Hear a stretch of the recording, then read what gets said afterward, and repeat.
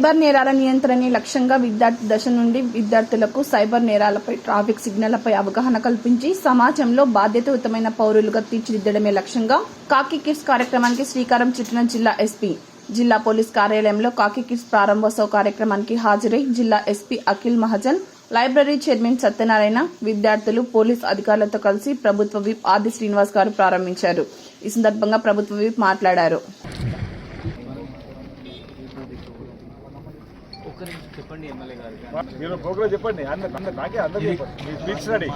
గౌరవనీయులు ఆది శ్రీనివాస్ సార్ గారు వచ్చింది ఈరోజు కాకి కిడ్స్. అయితే ఈ ఇనాగ్రేషన్ ప్రోగ్రామ్ ప్రతి పోలీస్ స్టేషన్ నుంచి ఒక కానిస్టేబుల్ గా ట్రైనింగ్ ఇవ్వడం జరిగింది.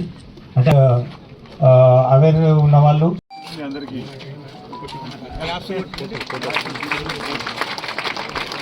అందరు క్లాప్స్ ఇవ్వండి.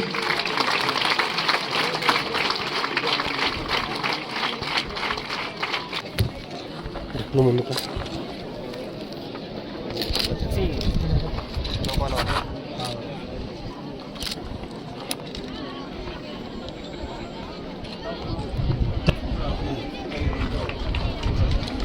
స్కూల్స్ ఒకరోజు విలేజ్ చాలా ఉపయోగకరమైనది. మీరు వింటారో అది మీ పేరెంట్స్ కు, ప్రతి ఒక్కరికి ఏంటంటే ఈ గురించి చాలా మందికి తెలియదు. పేరెంట్స్ కూడా అందరూ ఎడ్యుకేటెడ్ ఉండాల్సిన అవసరం లేదు కదా. మీరు మీ పేరెంట్స్ కు ఈ అవేర్నెస్ ఓటీపీ షేర్ చేయొద్దని చెప్పి సిబిఐ మీరు చూస్తున్నారు దట్ చాలా సైబర్ ఒఫెన్సెస్ జరుగుతున్నాయి. చూస్తున్నారా? ఎవరికి తెలియదా? తెలుసు కదా, టీవీలో కూడా ఇప్పుడు వస్తుంది. మీరు ఫోన్ చేస్తే కూడా వస్తుంది కదా. ఎవరైనా మీ అమ్మకి ఫోన్ చేస్తే దట్ ఎవరైనా చెప్తే డిజిటల్ అరెస్ట్ అయ్యారు, నేను సిబిఐ నుండి మాట్లాడుతున్నాను, అట్లా ఎవరైనా చేస్తే. ఎందుకంటే మన స్టేట్లో, మన తెలంగాణలో, లేకపోతే మన రాష్ట్రంలో ఇట్లయినా చాలా ఫ్రాడ్స్ జరుగుతున్నాయి.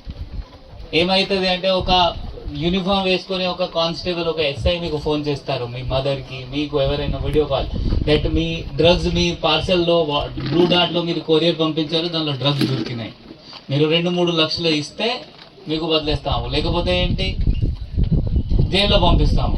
వాళ్ళ ఏం లేదు, వాళ్ళు దొంగలు. బట్ వాళ్ళు ఎక్కడి నుండి చేస్తారు? ఎక్కడైనా జార్ఖండ్, బీహార్, లేకపోతే వేరే ఏమైనా రాజస్థాన్, వేరే వేరే రాష్ట్రం నుండి చేస్తారు. వాళ్ళ నంబర్ కూడా ఫేక్ ఉంటుంది, అన్ని ఫేక్ ఉంటుంది. బట్ మన వల్ల చాలా మంది మోసపోతారు. ఇంకొక మన జిల్లాలో ఒక పర్సన్, ఒక డాక్టర్ సిరిసిల్లాలో 90 lakhs పోయింది అతనిది. 90 lakhs చిన్న అమౌంటా పెద్ద అమౌంటా? చాలా పెద్ద అమౌంట్. ఎట్లా పోయింది అతను 90 lakhs?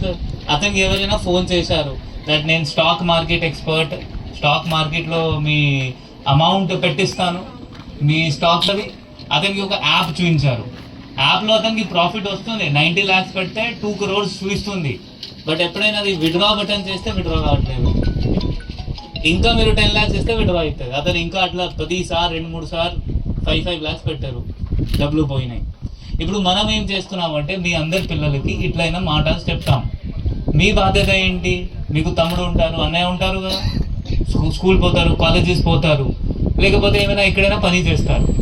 మీ అమ్మ ఉంటుంది, నాన్న ఉంటారు, మీ రిలేటివ్ ఉంటారు, తాతయ్య ఉంటారు, మామయ్య ఉంటారు, అమ్మమ్మ ఉంటుంది, అందరు ఉంటారు. మీరేం చేయాలంటే ఇదే మనం పోలీస్ వీళ్ళు కానిస్టేబుల్స్ వస్తారు మీ స్కూల్లో, ఇదే పని మీరు మీ అందరి రిలేటివ్స్కి చెప్పాలి. ఇట్లయినా ఫ్రాడ్స్ నడుస్తుంది, ఇట్లయినా ఫ్రాడ్స్ నడిచిన వల్ల మనం డబ్బులు పోతున్నాయి, మనం కొంచెం జాగ్రత్తగా ఉండాలి, మనం ఎవరితో మూసపోకూడదు. ఇట్లయినా మీరు మాట్లాడాలి, మీరు చెప్పాలి. చెప్తారా? ఠీకే. వీళ్ళు ఇప్పుడు ఏం చేస్తారు? మీ స్కూల్స్ విజిట్ చేస్తారు. ఎవ్రీ వీక్లీ 3 schools విజిట్ చేస్తారు. ఆ విజిట్ చేసినప్పుడు మీరు జాగ్రత్తగా వినాలి. జాగ్రత్తగా వింటే మనం ఇది సైబర్ ఫ్రాడ్ మన ఏరియాలో తగ్గించాలి. ఈ సైబర్ ఫ్రాడ్ ఎందుకు జరుగుతుంది? 2 కారణం. ఫస్ట్ ఏంటి? మనం అవేర్నెస్ లేదు, మనకి తెలియదు. సెకండ్ ఏంటి అంటే మన గ్రీడ్ ఉంటుంది. ఉంటుందా లేదా? ఏమైనా సైబర్ ఫ్రాడ్ జరుగుతుంది 90% గ్రీడ్ వల్ల జరుగుతుంది. మనం ఏం చేయాలి? మనం ఇది చైతన్యం చేస్తాము, అవగాహన ఇస్తాము మీకు, మీరు మీ అమ్మ నాన్నకి అందరికీ చెప్పాలి. సో దాట్ మనం మన స్టేట్లో లేకపోతే మన డిస్ట్రిక్ట్లో ఇట్లయినా సైబర్ ఫ్రాడ్స్ తగ్గిపోవచ్చు. ఇంకొక 1930 గురించి ఐడియా ఉందా ఎవరికి? విన్నారా? 1930 అందరికీ తెలియదు అనుకుంటున్నాను.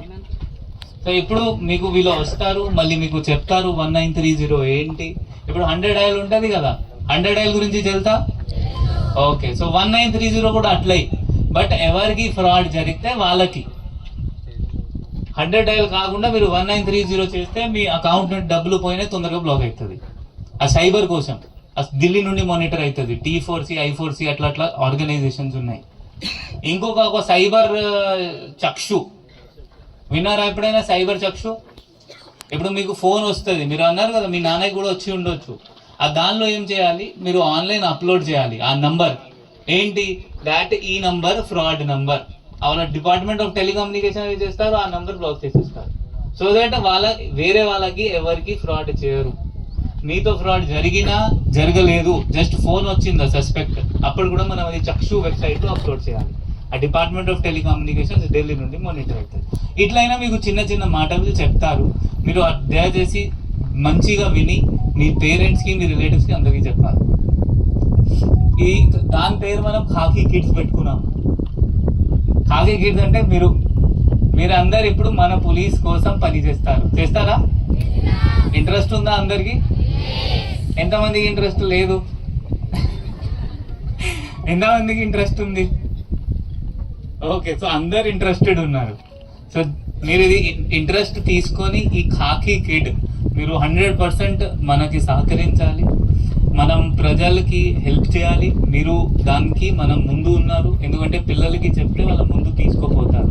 వీళ్ళ ఎంతమందికి చెప్తే అది ఎవరు విన్నారు, మీరు చెప్తే 100% జనాలు వింటారు, మీ అమ్మ నాన్న వింటారు.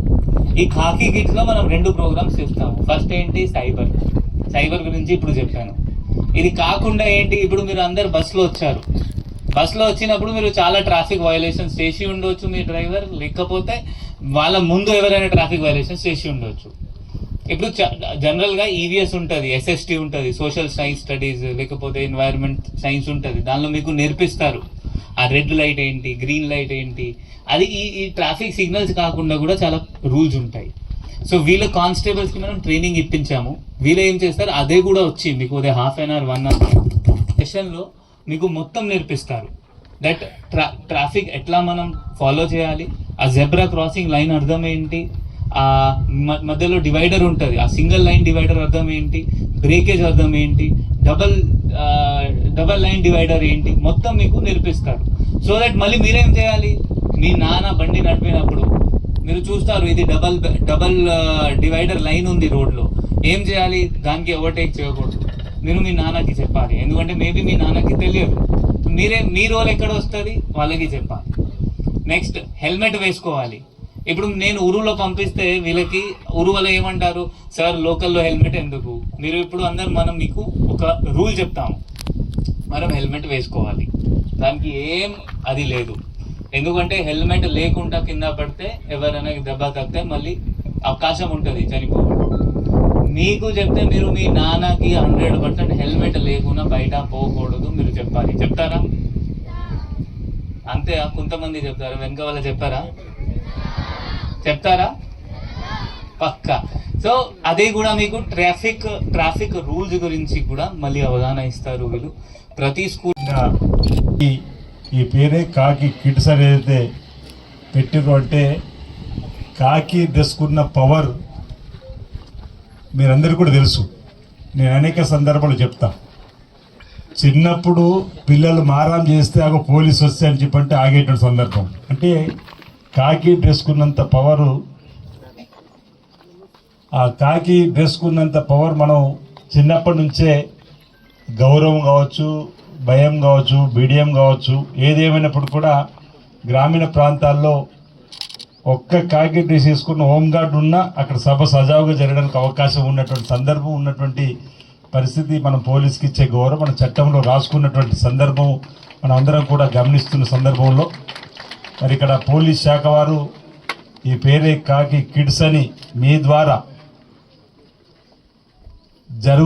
జరగబోతున్న మోసాలను ఏ విధంగా అరికట్టాలి, వాటిని ఏ విధంగా సమాజంలో ఉన్నటువంటి వారికి తెలియజెప్పాలి, ప్రధానంగా మన ఇంట్లో ఉన్నటువంటి తల్లిదండ్రులకు కూడా చెబుతూ సమాజ హితం కొరకు సమాజంలో పెరిగిపోతున్నటువంటి నేరాలను, ఘోరాలను అరికట్టడంలోనూ మరి పోలీస్ శాఖకు సంబంధించి ప్రతి పోలీస్ స్టేషన్ కూడా ఒకరొకరికి ఈ అంశంలో ట్రైనింగ్ ఇచ్చి ఈ జిల్లాలో ఉన్న మెడికల్ కాలేజ్ కానీ, అగ్రికల్చర్ కాలేజ్ కానీ, జూనియర్ కాలేజీలు కానీ, డిగ్రీ కాలేజీలలో కూడా అవేర్నెస్ క్యాంపుగా వచ్చి ఇటీవలనే గ్రామాల్లో కూడా పోలీస్ శాఖ వారు గ్రామ సభలు ఏర్పాటు చేస్తూ ఎప్పటికప్పుడు చైతన్యపరిచే విధంగా, అంటే సామాజిక రుగ్మతలు రూపుమాపడంలోనూ, సాంఘిక దురాచారం రూపుమాపడంలోనూ, బాల్యవివాహాలు అరికట్టడంలోనూ కేవలం శాంతి భద్రతలకు సంబంధించినటువంటి పరిరక్షణ కాకుండా ఆ అంశం ఒకటి చూస్తూనే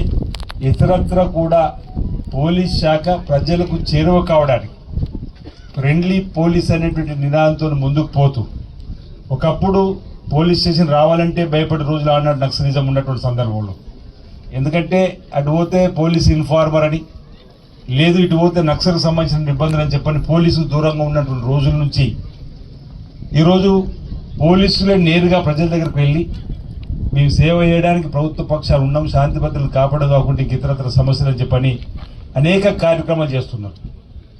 అనేక అవగాహన సదస్సుతో పాటు ఇంతకుముందు అన్నట్టుగా సామాజిక రూపుమాపే క్రమంలో ఈరోజు అనేక సేవాభావంలో కూడా ఈరోజు క్రీడాకారులకు సంబంధించినటువంటి ఆటల పోటీలు నిర్వహిస్తూ ప్రజల దగ్గర అయ్యేటువంటి కార్యక్రమం కానీ, పేదలకు వైద్యపరంగా సేవలు అందిస్తూ, ఇంకా ఎవరైతే డ్రైవింగ్ లైసెన్స్ లేని వారికి డ్రైవింగ్ లైసెన్స్ ఇచ్చేటువంటి కార్యక్రమం, అంటే సామాజికంలో లేని వారికి అపన్నస్తం అందించేటువంటి కార్యక్రమాల్లో ఇక్కడ ఉన్నటువంటి రాజన్న పోలీసు మరి చాలా ముందుకు పోతా ఉంది. అందులో ఏమాత్రం అనుమానం లేదు. ఇప్పటికీ అనేక సందర్భాలు కూడా చెప్పడం జరిగింది.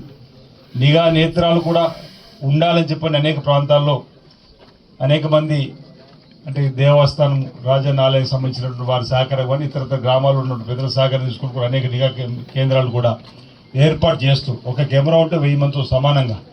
మొన్న రాజన్న ఆలయంలో ఒక పాప పాపను పట్టుకొని తప్పిపోతే అనేదానికంటే ఆ పాపను తీసుకొని వెళ్తే చేస్తే మహబూబాబాద్లో దొరికి మంచి పేరు వచ్చింది రాజన్న పోలీసుకు, సిరిసిల్ల పోలీసుకు. అందులో అంటే ఆ విధంగా ఈరోజు పోలీస్ పరంగా చేసేటువంటి కార్యక్రమాలు ఎప్పటికప్పుడు మారుతున్నట్టు, అంటే నేరాలు ఘోరాలకు సంబంధించిన అంశాలు మనం ప్రతిరోజు పత్రికలలో కూడా చూస్తున్నాం. అక్కడక్కడ అంటే సినిమాలు చూసి చెడిపోతున్నారా, లేకపోతే నూతన టెక్నాలజీని ఏ విధంగా దొంగతనాలు కానీ ఇంకితరత్ర ఏ విధంగా ఉన్నప్పటికీ కూడా కొత్త కొత్త పద్ధతుల్లో సైబర్ నేరాలు, ఇప్పుడు సైబర్ క్రైమ్కు సంబంధించి కూడా ప్రత్యేకంగా ఈరోజు మనం ఒక ఐపీఎస్ స్థాయి లాంటి వారిని కూడా ఏర్పాటు చేసుకోగలిగినాము, పోతున్నామంటే ప్రభుత్వాలు చేస్తున్నాయంటే ఆ స్థాయిలో కూడా మోసాలు జరుగుతాయి. బాగా చదువుకున్న వాళ్ళు కూడా మోసపోతున్నారు, బాగా చదువుకున్నవాడు కూడా మోసం చేయాలని చెప్పని ఆలోచన చేస్తున్నటువంటి